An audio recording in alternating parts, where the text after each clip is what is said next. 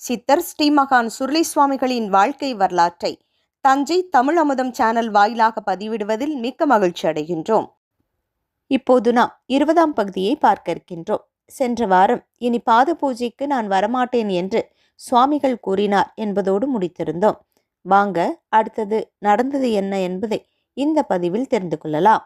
அடுத்த ஆண்டு பாத பூஜைக்கு வரமாட்டேன் என்று கூறிய சுவாமிகளின் பேச்சை கேட்டு நாகரத்தின பிள்ளை, முருகேசம் பிள்ளை, சுந்தரம் பிள்ளை ஆகிய மூவரும் அதிர்ச்சி அடைந்து, சுவாமி இப்படி கூறுகிறீர்களே, எங்களை அனாதையாக்கி விடாதீர், பாத பூஜை செய்ய நாங்கள் என்ன செய்வது என கூறி சுவாமிகளின் திருவடிகளை பற்றி அழுதனர்.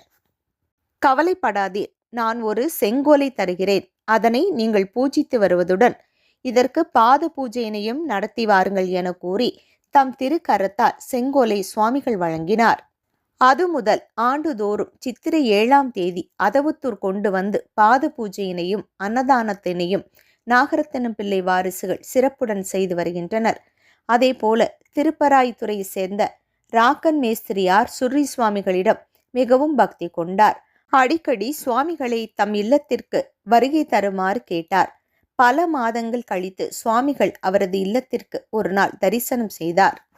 அப்போது அவ்வூர் மக்கள் மேல தாள வாத்தியங்கள் முழங்க சுவாமிகளை அழைத்து சென்று பாத பூஜை நடத்தி மகிழ்ந்தனர். அதே போல ஏவூரில் முத்துசாமி, முத்துராஜா அவர்களும் சுவாமிக்கு பாத பூஜை நடத்தினர். அதனைத் தொடர்ந்து அந்த வாரிசுகளும் சுவாமிகளுக்கு இன்றளவும் பாத பூஜை நடத்தி வருகின்றனர். சுவாமிகளின் மற்றும் ஒரு திருவாக்கு பலித்த நிகழ்வு நடைபெற்றது. ராக்கன் மேஸ்திரி வீட்டில் திருப்பாத்துறையில் சுவாமிகள் தங்கியிருந்த போது அவருடன் சாலையில் நடந்து சென்று கொண்டிருந்தார். அப்போது ஒரு பெரிய குப்பை மேட்டில் புல் பூண்டுகள் முளைத்து இருந்தன. அப்போது ராக்கன் மேஸ்திரி அழைத்து அந்த குப்பை மேட்டில் ஏறி நில் என்றார். அப்போது தன்னுடன் வந்தவர்களிடம், இவ்விடம் ஒரு பெரிய கல்வி நிலையமாக உருவாகப் போகிறது, அதனால் இவ்வூருக்கு மிகவும் சிறப்பும் கிடைக்கும் என்றார். இந்த வாக்கை கேட்ட மக்களுக்கு மிகவும் மகிழ்ச்சி. அப்படியே நடக்க வேண்டும் என்று எண்ணினர். சுவாமிகளின் திருவாக்குப்படி சுவாமிகள் சொன்ன அந்த இடத்தில் உலகமெங்கும் தமது தொண்டு கரங்களை பரப்பி இந்து மத தொண்டினையும் கல்வி தொண்டினையும் ஆற்றி வருகின்ற ஸ்ரீ ராமகிருஷ்ண ஆசிரமத்தின் கல்வி நிறுவனம் இங்கு சிறப்புடன் இயங்கி வருகிறது என்பது குறிப்பிடத்தக்கது. ஒருமுறை சுவாமிகள் அதவுத்தூர் வந்திருந்த போது மழை பொய்த்து பஞ்சம் நிலவியிருந்ததை கண்டார். அங்கே சுவாமிகள் வனபோஜனை நிகழ்ச்சியை நடத்தினார். மக்களின் குறையை போக்க ஒரு தென்னந்தோப்பில் ஒரு பந்தல் அமைத்து ஒவ்வொருவரும் கொண்டு வந்த மளிகை பொருட்களை கொண்டு சமையல் முடித்து பூஜை செய்ய தொடங்கிய போது மழை வந்தது. அப்போது அங்கே ஒரு அதிசயம் நடந்தது. அவரவர் உடைமைகளை போட்டுவிட்டு அப்படியே தங்கள் வீட்டிற்கு சென்று விட்டனர். அத்தகைய பெருமழை அங்கு பெய்தது. பெரும் வெள்ளம் உய்யக்கொண்டான் வாய்க்காலில் பெருக்கெடுத்து ஓடியது. வெள்ளத்தை பார்த்து அச்சம் கொண்ட மக்கள் சுவாமியை தோப்பிலேயே விட்டுவிட்டு வந்துவிட்டனர்.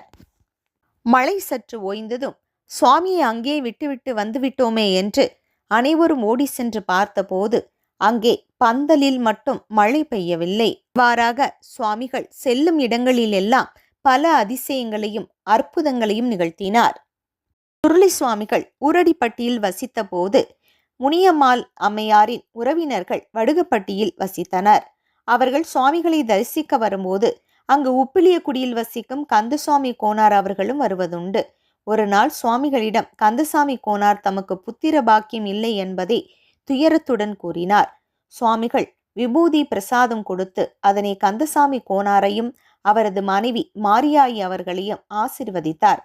பின்னர் ஓராண்டில் இத்தம்பதியினருக்கு அழகிய ஆண் குழந்தை பிறந்தது. குழந்தை பாக்கியம் பெற்ற தம்பதியினர் பேரானந்தம் அடைந்தனர். அக்குழந்தையை சுவாமிகளின் திருவடிகளில் கிடத்தி வணங்கினர். சுவாமிகளும் குழந்தையை ஆசீர்வதித்து விஸ்வநாதன் என்று பெயரிட்டார். இதுபோன்று புத்திர பேறு பலர் பெற்றனர். சுவாமிகள் பல்வேறு அற்புதங்களை நிகழ்த்தி கொண்டே இருந்தார். ஒரே நாளில் 2 இடங்களில் தன்னுடைய திருக்காட்சியை கொடுத்தார். இந்த நிகழ்வு எந்த ஊரில் நடந்தது? காத்திருங்கள், அடுத்த பதிவில் காணலாம்.